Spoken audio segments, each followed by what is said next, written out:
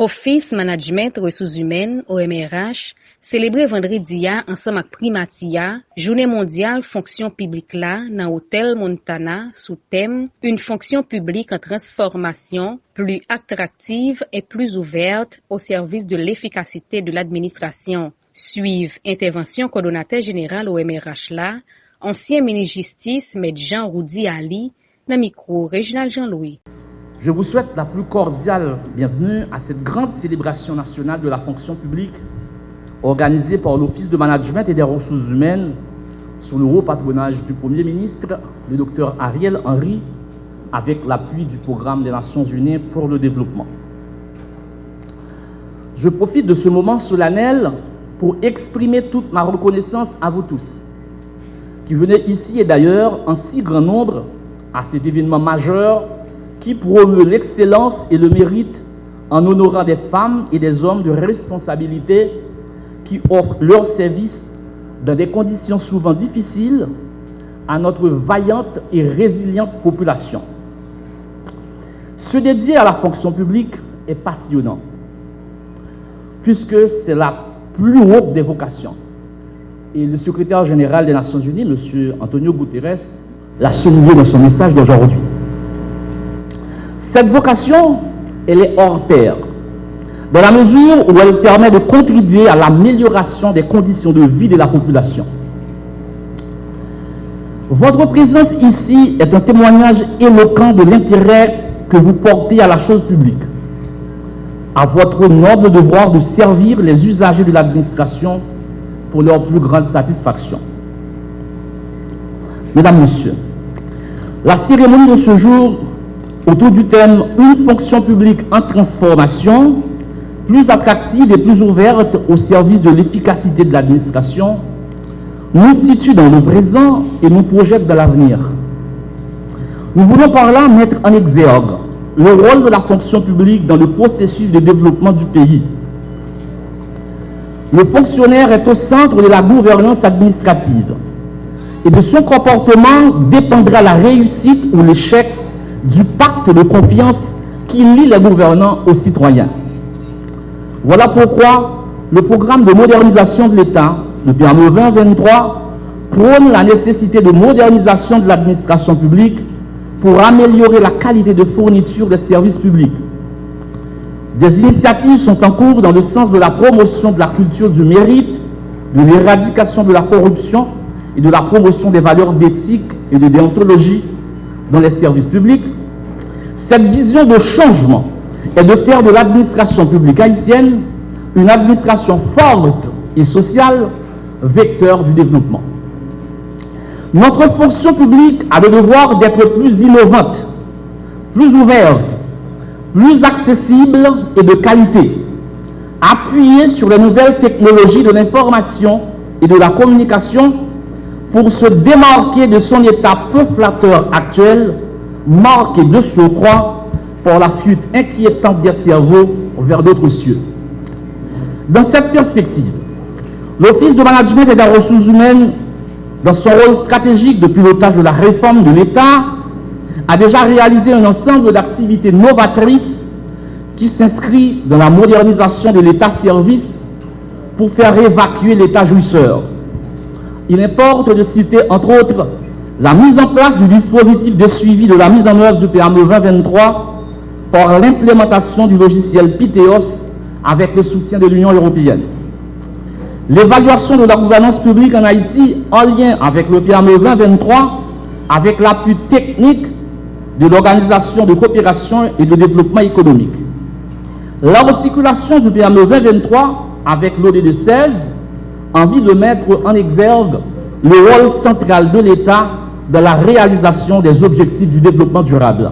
Sous Bopal, Premier ministre pour un petit bout de temps, ministre santé, Dr Alex Larsen, qui t'a parlé dans le nom Dr Ariel Henry, mettait accent sur l'importance éthique, déontologie, intégrité et responsabilité dans l'occasion célébration Journée mondiale fonction publique là, distribution plaque d'honneur et accompagné. Dr Alex Larsen. Je suis heureux de vous retrouver cette année encore pour commémorer, comme chaque année, depuis 2014, la Journée mondiale de la fonction publique. La célébration de cette journée est destinée à promouvoir les valeurs d'éthique, de déontologie, d'intégrité, de responsabilité, de recevabilité et de transparence des services publics. Le thème de cette journée est placé sous le signe d'une fonction publique en transformation, plus attractive et plus ouverte au service de l'efficacité de l'administration. Il s'inscrit pour nous, en Haïti, sur le thème de la modernisation de la fonction publique et du programme de modernisation de l'État 2018-2023. Mesdames, Messieurs, l'administration et la fonction publique haïtienne ne sont pas restés en dehors du mouvement de modernisation qui a touché beaucoup de secteurs d'activité. Le secteur public d'aujourd'hui ne ressemble pas à ce qu'il était il y a 40 ou 50 ans. La fonction publique n'est pas restée immobile.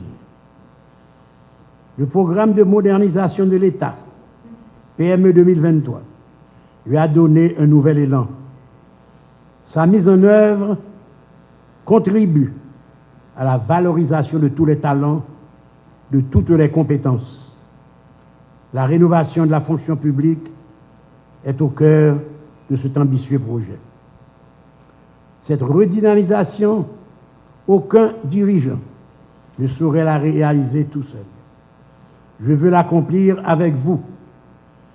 J'ai confiance dans tous nos fonctionnaires et tous nos agents publics. Et je les invite tous à s'impliquer dans ce changement. Je m'engage à ce que les usagers puissent compter sur votre détermination à bâtir une administration et une fonction publique moderne, performante pour un service public de qualité.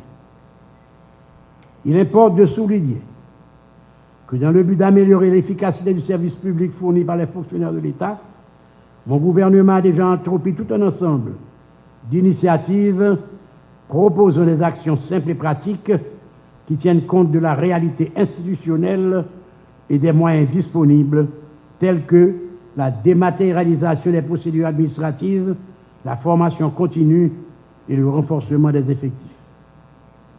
Ainsi, nous avons lancé récemment une plateforme de demande en ligne des documents d'identité tels que le passeport et la carte d'identification nationale, communément appelés DELIDOC, ce dans le but de permettre le contrôle du flux important des usagers du service public devant les bureaux de l'immigration et de l'émigration. Mesdames, Messieurs, c'est pour moi l'occasion de remercier et féliciter tous les ministères et institutions publiques, spécialement le ministre de l'Économie et des Finances, pour avoir porté une attention toute particulière au programme incitatif de départ à la retraite des fonctionnaires en vue de rétablir l'équilibre générationnel et de poursuivre le rajeunissement.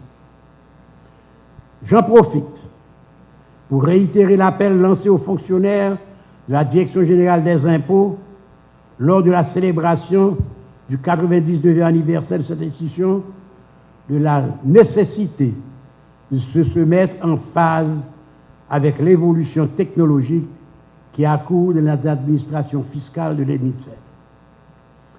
Mesdames, Messieurs, cette cérémonie m'offre l'occasion de délivrer les distinctions aux agents publics désignés par leur administration respective pour leur apport distinctif au développement de leur institution. Je tenais à les féliciter vivement et personnellement. Je ne saurais terminer sans saluer et remercier nos amis et partenaires techniques et financiers de la communauté internationale, le Canada, le PNUD, les Nations Unies et l'Union européenne. Je forme le vœu qui continue d'accompagner la réforme de l'État à travers la redynamisation de l'administration et de la fonction publique. Je profite de cette occasion qui m'est offerte pour saluer et renouveler mes sincères remerciements et mes encouragements au coordonnateur général de l'OMRH, Maître Jean-Roudi Ali, et à son équipe pour leur engagement. Je salue également tous les représentants des organisations de la société civile qui ont participé à l'élaboration et à la mise en œuvre du PME 2023 et qui nous ont su marquer leur présence à cette cérémonie.